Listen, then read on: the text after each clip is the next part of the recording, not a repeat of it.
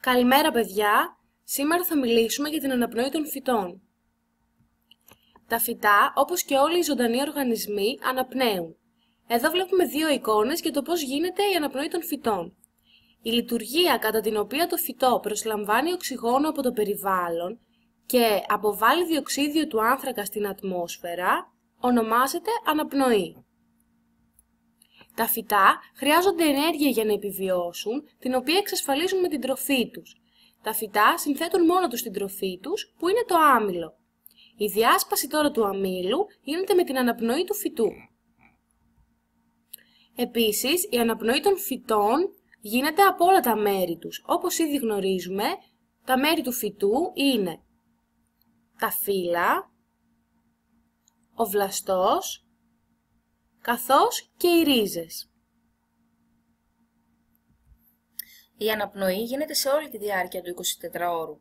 Την ημέρα, η αναπνοή γίνεται κυρίως από μικροσκοπικούς σπόρους που ονομάζονται στόματα, όπως βλέπουμε και στην εικόνα εδώ ενός φύλλου που έχει βγει σε μικροσκόπιο. Βλέπουμε ένα ανοιχτό στόμα και ένα κλειστό στόμα και τη νύχτα μέσω της επιδερμίδας των φύλλων. Στις ρίζες και στο πράσινο μέρος του βλαστού, η αναπνοή γίνεται από την επιδερμίδα τους. Όπως βλέπουμε εδώ, τα στόματα των φύλλων βρίσκονται στο κάτω μέρος τους, όπως βλέπουμε εδώ και εδώ. Και ας δούμε τώρα τις διαφορές της αναπνοής και της φωτοσύνθεσης.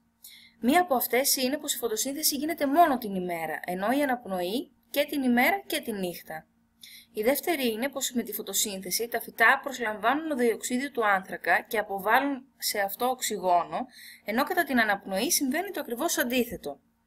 Κατά τη διάρκεια της φωτοσύνθεσης, το φυτό συνθέτει την τροφή του, ενώ κατά την αναπνοή τη διασπά. Εδώ λοιπόν βλέπουμε μία εικόνα, όπου βλέπουμε πως κατά τη διάρκεια της ημέρας, το φυτό με την ηλιακή ενέργεια προσλαμβάνει διοξείδιο του άνθρακα από την ατμόσφαιρα και αποβάλλει σε αυτό οξυγόνο. Εδώ βλέπουμε τη διαδικασία της διαπνοής, όπου το φυτό προσλαμβάνει οξυγόνο και αποβάλλει διοξείδιο του άνθρακα. Εδώ βλέπουμε πως όσο δει ο ήλιος, τόσο λιγότερη είναι η φωτοσύνθεση που γίνεται στο φυτό, ενώ η διαπνοή έχει την ίδια ακριβώς εξέλιξη. Και εδώ βλέπουμε πως επειδή είναι νύχτα και δεν υπάρχει ηλιακή ενέργεια, το φυτό κάνει μόνο την αναπνοή. Τέλος, τα φυτά αναπνέουν. Κατά την αναπνοή παίρνουν από το περιβάλλον οξυγόνο και δίνουν σε αυτό διοξείδιο του άνθρακα. Η αναπνοή γίνεται στον βλαστό, στα φύλλα αλλά και στη ρίζα.